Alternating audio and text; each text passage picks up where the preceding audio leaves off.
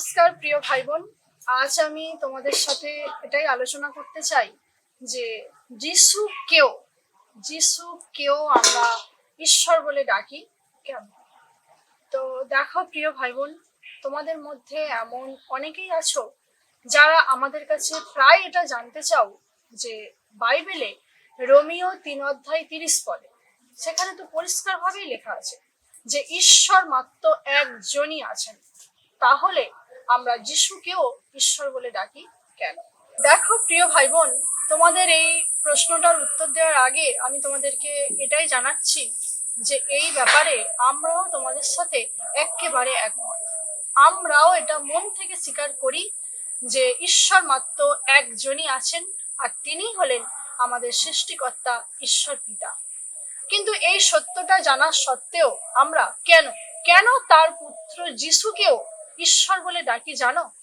কারণ ঈশ্বর পিতা নিজেই তানার এই পবিত্র পুত্র যিশুকে ঈশ্বর সম্মান দিয়ে ভূষিত করেছিলেন, এবং তিনি নিজেই যিশুকে ঈশ্বর নামে অভিষিক্ত করে ঈশ্বর বলে ডেকেছিলেন। আর প্রিয় ভাই বোন, এটা আমাদের মুখের কথা নয়, এটা সম্পূর্ণভাবে বাইবেলের কথা, যেটা তোমরা বাইবেলে দেখতে পাবে ইব্রিয় 1:8। এই জায়গাটা, বাইবেলের এই জায়গাটা যদি তোমরা পরিষ্কার ভাবে পড়ো, একটু ভালো করে যদি লক্ষ্য করে পড়ো, তাহলে দেখতে পাবে সেখানে এটাই লেখা আছে যে পিতা ঈশ্বর যিশুর আচরণে এতটাই সন্তুষ্ট হয়েছিলেন যে তিনি নিজেই যিশুকে এই ঈশ্বর সম্মানে ভূষিত করেছিলেন এবং ঈশ্বর নামে ডেকেছিলেন। এবার তোমরাই বলো তো, পিতা ঈশ্বর নিজেই যদি তাঁর এই পুত্র যিশুকে ঈশ্বর নামে ডাকতে পারেন, তাহলে সেই একই যিশুকে যদি আমরা ঈশ্বর বলে ডাকি, সেক্ষেত্রে কি আমাদের ভুল হচ্ছে বলে ধরা যেতে পারে? নিশ্চয়ই না। আবার দেখো, এই যিশুকে শুধুমাত্র আমরা যে ঈশ্বর বলে মেনে নিয়েছি তা নয়, বহু অতীতে যিশুর এক শিষ্য যোহন, আমরা বাইবেলে দেখতে পাই যিশুর এক শিষ্য যোহন, তিনিও যিশুকে মন থেকে ঈশ্বর বলে মেনে নিয়েছিলেন, যেটা আমরা দেখতে পাই বাইবেলে যোহন 1:1। সেখানেও পরিষ্কার ভাবে এটাই লেখা আছে যে একেবারে আদিকাল থেকেই যিশু ছিলেন। যিশু কার সঙ্গে ছিলেন? যিশু ছিলেন পিতা ঈশ্বরের সঙ্গে, এবং তিনি নিজেও ঈশ্বর হয়েই ছিলেন, কারণ ঈশ্বর পিতা নিজেই যিশুকে এই উপাধিটা দিয়েছিলেন।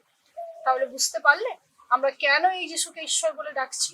তবে প্রিয় ভাই বোন, একটা কথা তোমরা খুব ভালো করে মনে রাখবে যে ঈশ্বর শব্দটি কিন্তু কোনো ব্যক্তি বিশেষের নাম নয়, এটি একটি উপাধি মাত্র। আর এই উপাধিটি একমাত্র সেই পাওয়ার যোগ্য যার মধ্যে পিতা ঈশ্বরের মতো স্বভাব এবং গুণ পূর্ণ মাত্রায় থাকে। আর যেহেতু পিতা ঈশ্বর তাঁর এই পবিত্র পুত্র যিশুর মধ্যেই তারই মতো সম পরিমাণে স্বভাব এবং গুণ লক্ষ্য করেছিলেন, তাই তিনি তাঁর এই পবিত্র পুত্র যিশুকে ভালোবেসে সম্মান দিয়ে এই ঈশ্বর উপাধিটি দিয়েছিলেন। তবে একটা কথা খুব ভালো করে মনে রাখবে প্রিয় ভাই বোন, এই পিতা ঈশ্বর এবং তার পুত্র যিশু, এই উভয় জনকে আমরা ঈশ্বর বলে ডাকলেও তারা কিন্তু কখনোই এক বা একজন নয়। আর সত্যিই যে তারা এক বা একজন নয়, সম্পূর্ণ পৃথক এবং আলাদা অস্তিত্ব নিয়েই রয়েছে, তার একটা সুন্দর প্রমাণ আমি তোমাদেরকে দিচ্ছি। দেখো, যেটা বাইবেল থেকেই আমরা পেয়েছি। তাদের দুজনের নামটা পর্যন্ত সম্পূর্ণ আলাদা।